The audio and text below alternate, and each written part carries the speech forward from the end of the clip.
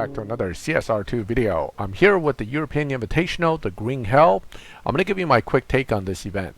First things first, lock-in number 1, you get a free car. And this is important because free cars are always good. I like free. Now, the free car is a BMW M2 G87 Coupe M Performance, and it is a purple star car. That means getting parts for this can be difficult, especially stage 6 with the crates. Now, I assume they're going to give you free crates during the event, which will help you. But another good piece of news about this car, if you've been playing at least a little while and you have acquired some milestone cars, is that the M82 Coupe, which was a milestone, and there's a gold star version of it, and most of us may have that, actually shares stage 6 with the M Performance version. That means you can use crate, parts crates to get stage 6s for that purple star version of this car.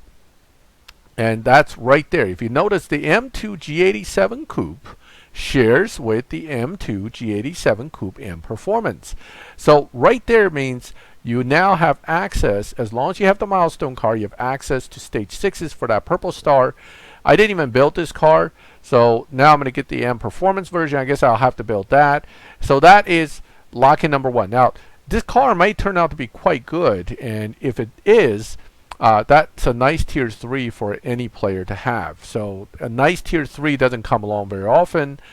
So if this car turns out to be really good, that's a nice upgrade for most of us to have in our garage. Now, lock-in number 2 is very simple. Pick the car that is most close to fully maxed and you should be fine.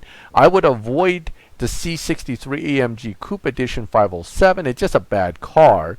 The RS5 is even better than that. And the M235i fully maxed over a partially built C63, I would take the M235 any day. Once you have access to faster cars like tier 4, tier 5, of course, a closer to maxed tier 4, tier 5 car is always going to be a better choice than, say, a partially built slower car. Okay, but a very lowly built tier 5 car may not be as good as a fully built or close to fully built T3 or T4 for these lock-ins, because you always want to get a car that's as close to maxed as possible for lock-ins.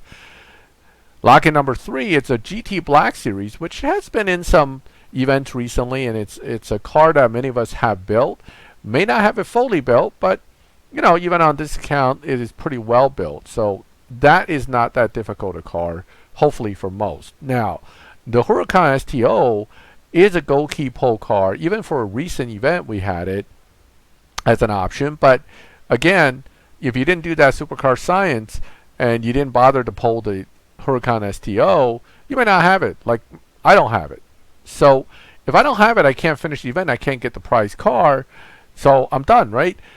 Not necessarily. I mean, this prize car, in good or bad, is that it is actually the same car as the R8 V10 Decennium, which was a, I believe, a Christmas prize.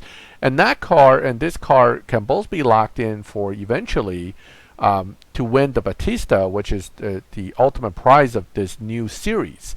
But if you're looking to win the Battista, then you really have to be prepared to go through all these events anyway to get through. So I doubt that you're not going to be able to make it through leg 1, which should be the easiest out of them all. But again, if you already have the Decennium, but you just happen to not have the STO, and you're missing some gold keys, or you have very few gold keys, it's okay to skip this one, and you're still set up ultimately to go for the Battista as long as you go through all the rest of the events and have the cars for them. So that's essentially my take on this. This is an event that's optional for some people who have the R8 V10 Decennium. It's a mandatory one for anyone who wants to get the Battista or have a chance to get the Battista and then don't have the V10 Decennium.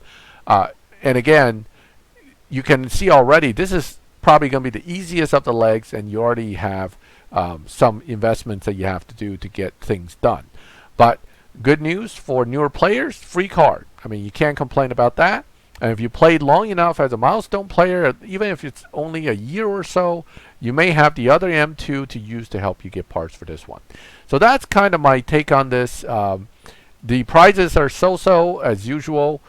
It won't really make or break your game, but if you have the cars, you definitely want to get through and get the prize car anyway. You never want to skip out on getting a car if you can, but the balancing act is how much of this and keys do you burn up to get a mediocre prize car that you may never use outside of the event. In any case, if you have any other questions or comments or information you want to share, feel free to make them in the comments. If you like the video, leave a like. If you like my videos and would like to get notified when I put up videos like this, subscribe and hit the bell and you'll get those notifications. I don't like the word subscribe. It's something I always seem to screw that word up, but subscribe is the word.